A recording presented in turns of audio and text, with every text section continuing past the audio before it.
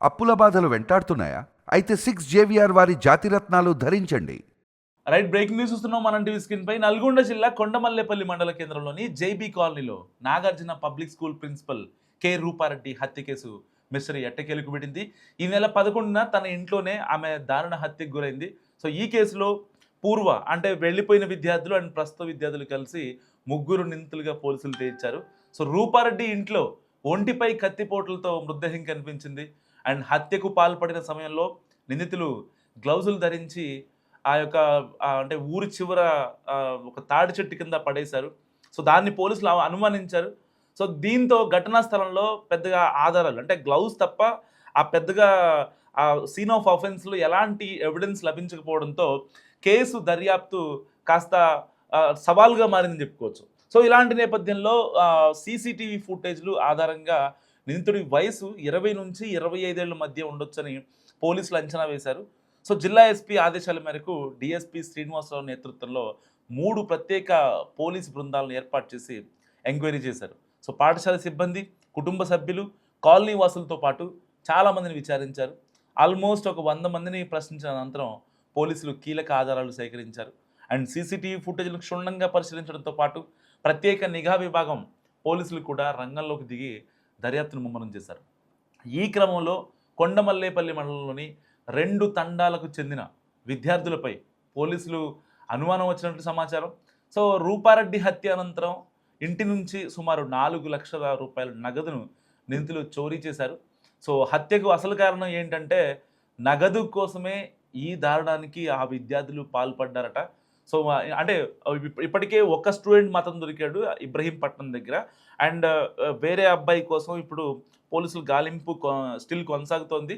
So ముగ్గురు అనుమానితులు మొత్తం అంటే ఆల్మోస్ట్ అంటే స్కూల్ నుంచి వెళ్ళిపోయిన వాళ్ళు అండ్ స్కూల్లో ఉన్న వాళ్ళు 10th క్లాస్ స్టూడెంట్స్ ఎవరైతే ఉంటారో వాళ్ళ ఇద్దరిని అదుపులో తీసుకొని మాట్లాడిన తర్వాత అండ్ అంటే దీంట్లో ఉన్నటువంటి ఎక్యూజ్డ్ ఎవరైతే ఆ బ్లేడ్తో కత్తితో విచక్షణారహితంగా రూపారెడ్డిని హత్య చేశారో ఆ నిందితుడిని ఇబ్రహీంపట్నం పరిధిలో పట్టుకున్నారు. సో నిందితులంతా 10వ తరగతి చదువుతున్న విద్యార్థిగా కూడా మనకు తెలుస్తున్నటువంటి విషయం. అయితే హత్యకు సంబంధించిన పూర్తి వివరాలను సాయంత్రంలోగా పోలీసులు వెల్లడిస్తారు. అండ్ ఈ కేసుకు సంబంధించి ఇప్పటిదాకా వాళ్ళ భర్తని కావచ్చు, ఇంటి పక్కన పొరుగింటోళ్ళని కావచ్చు, అండ్ వాళ్ళ బంధువుల్ని కావచ్చు, ఈవెన్ వాళ్ళ కొడుకుపై కూడా చాలా అంటే ఒక వీళ్ళే చేసుంటారేమో అనే భావన నిజంగా ఇన్ని రోజులుగా ఆల్మోస్ట్ ఈ నెల 11న రూపారెడ్డి హత్య జరిగింది. అండ్ దాని తర్వాత అంటే ఒక స్కూల్ ప్రిన్సిపల్ చాలా కూల్గా ఉంటారు. ఆవిడ పెద్దగా ఎలాంటి గొడవలు ఉండవు. అయితే స్కూల్ లేదంటే ఇంట్లో ఉండే వ్యక్తికి ఇంత దారుణంగా చేయాల్సిన అవసరం ఏంటని చెప్పి చాలామంది మాట్లాడుకున్నారు.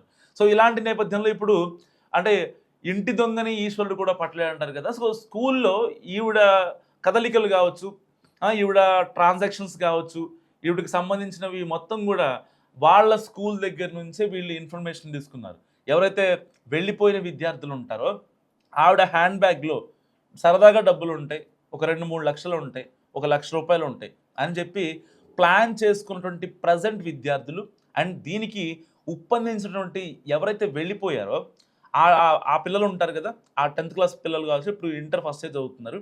అండ్ వాళ్ళు మేడం దగ్గర డబ్బులు ఉంటే ఎట్టి పరిస్థితుల్లో మేడంని కనుక మనం చంపేస్తే మన దగ్గర మనకి ₹4,00,000 వచ్చిన ఆశ్చర్యం లేదు, చెరొక 1,00,000 పంచుకుందామని చెప్పి వీళ్ళంతా ఒక ప్లాన్ వేయడం జరిగింది. అంటే పిల్లలు ఈ రోజుల్లో ఎలా తయారవుతున్నారంటే ఇటు ప్రైమ్‌లో కావచ్చు, నెట్‌ఫ్లిక్స్‌లో కావచ్చు, ఈ ఆహాలో కావచ్చు, ఈ మర్డర్ సిరీస్‌లు ఏవైతే ఉంటాయో క్రైమ్ సిరీస్‌లు అవి చూసిన తర్వాత చాలా అంటే సెన్సిటివ్‌గా తయారైపోతున్నారు వాస్తవం చెప్పాలంటే. అంటే ఎందుకు సెన్సిటివ్ అన్నానంటే ఒక ఒక చిన్నది ఏదన్నా దక్కకపోయినా, ఒక చిన్న పని అవ్వకపోయినా అక్కడ రక్తం చూసేలాగా మారిపోతున్నారు. అంత సెన్సిటివ్‌గా మారిపోతున్నారు. అంటే sensitive means it's extreme word actually. So ఇలాంటి నేపథ్యంలో మీ పిల్లలు నిజంగా అంటే స్కూల్‌కి వెళ్తున్నారా, కాలేజ్‌కి వెళ్తున్నారా? సో వాళ్ళని కొంచెం మానిటర్ చేసుకోవాల్సిన అవసరం ఎంతే ఉంది. సరిగ్గా ఇదే కేసులో అంటే ఆల్మోస్ట్ రూపారెడ్డి హత్య జరిగింది ఈ నెల 11వ తారీఖున. అప్పటి నుంచి పోలీసులు ఇన్ని బృందాలుగా ఏర్పడి ఇంత పోలీస్ ఎనర్జీ వేస్ట్ చేసి అండ్ ఎవరైతే అంటే వీళ్ళు పిల్లలు ఎవరైతే ఉన్నారో అంటే ఊరికి సంబంధించిన ఒక్క సీసీటీవీ ఫుటేజ్‌లో కూడా ఒక్కటంటే ఒక్క సీసీటీవీ ఫుటేజ్లో ఎక్కడా కూడా వాళ్ళ విజువల్ దొరకకుండా చాలా పక్కాగా ప్లాన్ చేశారు. అంటే దీని వెనకాల ఎంత మాస్టర్ మైండ్, ఎంత స్ట్రాటజికల్‌గా వీళ్ళు వచ్చారో అర్థం చేసుకోండి. సో, అంటే వాళ్ళ పిన్ టు పిన్ ఇన్ఫర్మేషన్ తెలుసుకొని ఆవిడని స్కూల్ నుంచి ఇంటికి రమ్మని చెప్పి అండ్ పక్కా ప్లాన్‌గా మీ ఫ్రెండ్ ఎవరో వచ్చారు. ఎందుకంటే అక్కడ ఆల్రెడీ వాళ్ళ భర్త రాజేందర్ రెడ్డి ఊళ్ళో లేరు. అండ్ వాళ్ళ కొడుకు హైదరాబాద్‌లో బీటెక్ చేస్తున్నాడు. అండ్ ఆల్మోస్ట్ అతని దగ్గర నుంచి ఇక్కడికి కొండమల్లేపల్లి, ఆ నేలపల్లి రావడానికి ఎలా లేదనుకున్నా సరే ఒక 4, 5 గంటలు ఈజీగా పడుద్ది. సో, ఆ టైంలో ఆవిడ నల్గొండ అయితే నాగార్జున స్కూల్ దగ్గర నుంచి ఆవిడ ఒక ప్రిన్సిపల్ కదా! సో, అక్కడి నుంచి ఆవిడ సొంత ఇంటికి రావడం జరిగింది. అండ్ దాని తర్వాత ఏదైతే ఫ్రెండ్ వచ్చారని చెప్పి నమ్మబలికారు. సో, అంటే అప్పటికే ఆ సీన్ ఆఫ్ అఫెన్స్‌లో ఆవిడ ఫోన్ ఏదైతే ఉందో, ఆ ఫోన్‌ని కూడా వాళ్ళు తీసుకెళ్ళిపోయారు. యాక్చువల్‌గా వీళ్ళు పట్టించింది ఒక రకంగా ఫోనే అనుకోవచ్చు. ఎందుకంటే లాస్ట్ సిగ్నల్ ఏదైతే ఆ కొండమల్లేపల్లికి సంబంధించినటువంటి చుట్టుపక్కల 2, 3 తాండాలు మన ఊళ్ళల్లో ఉంటాయి కదా! తాండాలు ఉంటాయి కదా! ఆ తాండాల్లో కనిపించిందట. సో, ఆ తర్వాత సిగ్నల్ రావడం ఒకసారి గమనించినటువంటి వీళ్ళేం చేశారంటే పోలీసులు వెంటనే ఆ లొకేషన్స్‌కి వెళ్లారు.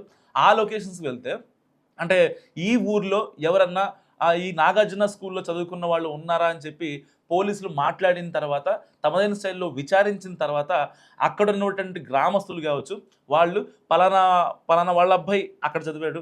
పలానా వాళ్ళ అమ్మాయి ఇక్కడ చదివింది నాగార్జున స్కూల్‌లో.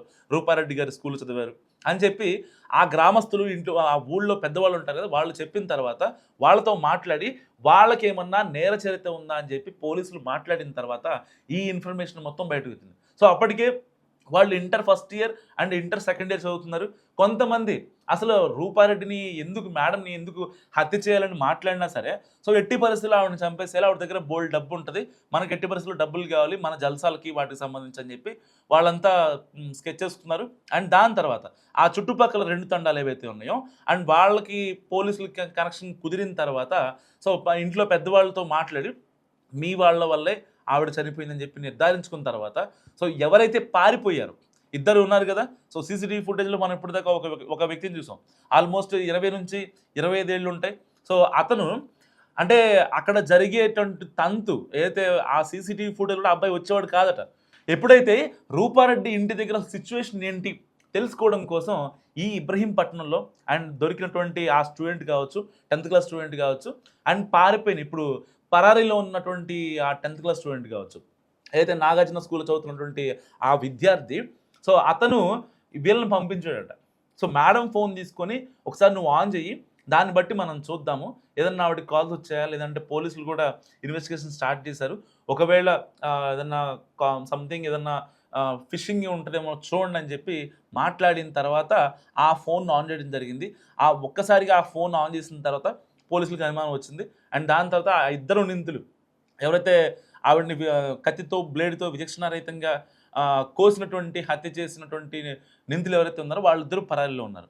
అండ్ అప్పటికే ఏదైతే స్కూల్‌కి సంబంధించి రికార్డ్స్ కూడా చెక్ చేశారట. ఏది ఈవిడ రూపారెడ్డి ఈ నెల 11వ తారీఖు చనిపోతే అండ్ దాని తర్వాత ఆ స్కూల్‌కి వెళ్ళినటువంటి పోలీసులు ఎవరైతే ఉన్నారో సో, అనుమానాస్పదంగా ఎవరన్నా మీకు అనిపించారా అని చెప్పి అక్కడున్న అటెండర్స్‌ని ఇంకా స్కూల్‌లో ఉన్నటువంటి టీచర్స్‌ని వాళ్ళందరితో మాట్లాడారు. సో, మీకెవరన్నా మీద అనుమానంగా ఉందా? పోనీ ఏదన్నా టీచర్ మీద అనుమానం ఉందా? పోనీ ఏదన్నా ఒక పిల్లాడి మీద అనుమానం ఉందా? అని చెప్తే అలాంటిదేం లేదని చెప్పారంట. సో, గత 4, 5 రోజులుగా ఎవరన్నా స్కూల్‌కి రాకుండా ఉన్నారా? లేదంటే ఒక ఇద్దరు, ముగ్గురు అబ్బాయిలు కావచ్చు. కొంచెం వియర్డ్‌గా ఉండి పిచ్చి పిచ్చిగా బిహేవ్ చేసేవాళ్ళు ఎవరన్నా ఉన్నారా అని అడిగితే అప్పుడు కూడా అక్కడున్న సిబ్బంది అలా ఏం లేదండి అనుమానాస్పద కదలికలు ఎలాంటివి కూడా లేవు. ఆవిడ వాళ్ళ పిల్లాడిని చూడటానికి హైదరాబాద్ వెళ్లారు. అండ్ వాళ్ళ భర్త రాజేందర్ రెడ్డి కూడా హైదరాబాద్‌లోనే ఉన్నారు. అండ్ దాని తర్వాత ఆవిడ స్కూల్‌కొచ్చారు. స్కూల్ నుంచి ఎవరో ఫోన్ చేశారని చెప్పి వాళ్ళ ఫ్రెండ్స్ వచ్చారని చెప్పి ఇంటికెళ్లారు. ఇంటికెళ్ళిన తర్వాత తెల్లారి మాకు ఈ న్యూస్ తెలిసిందని చెప్పి మాట్లాడారు. సో, అక్కడంతా అంటే సస్పెక్ట్‌గా ఏం లేదు. అనుమానించేటువంటి కార్యక్రమం అయితే స్కూల్‌లో ఏం లేదు. సో, దాని గురించి వచ్చారనమాట. ఎందుకంటే ఆల్మోస్ట్ రాజేందర్ రెడ్డికి ఎలాంటి గొడవలు లేవు. అండ్ వాళ్ళ భర్త రూపారెడ్డికి ఎలాంటి గొడవలు లేవు.